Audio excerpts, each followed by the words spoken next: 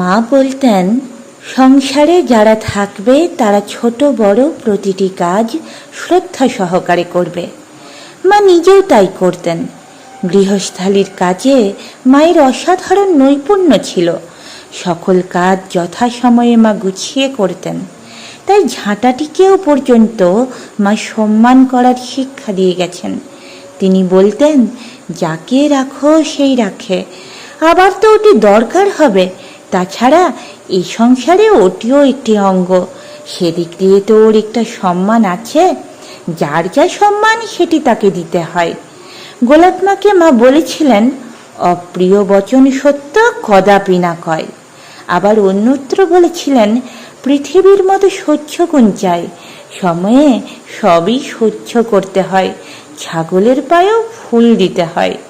সংসার সম্বন্ধে মা বলেছেন, সংসারে কেমন করে থাকতে হয় জানো?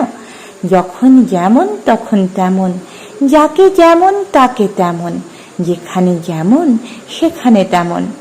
এছাড়া বলেছেন, যার প্রতি যেমন কর্তব্য করে যাবে। হাতের 5টি আঙুল যেমন সমান হয় না, তেমনি সংসারে সব লোকও একরকম হয় না। মা আরও বলেছেন, লোকে কেবল দোষটি দেখে, গুণটি দেখা চায়।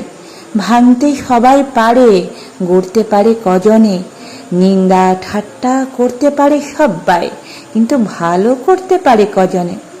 মায়ের চিন্তাধারা থেকে বোঝা যায় মা কতটা বড় মনের মানুষ ছিলেন। তাই সকলকে এমনভাবে আপন করে নিতে পেরেছিলেন, শত দোষ থাকার পরেও। আর সকলে তাই মাকে এত বেশি নিজের করে ভাবতেন। সকলেই ভাবতেন, মা বোধ হয় তাকেই বেশি ভালোবাসেন। আসলে মা সকলকেই সমানভাবে ভালোবাসা দিয়ে গেছেন, যা ছিল নিঃস্বার্থ, একেবারেই আন্তরিক।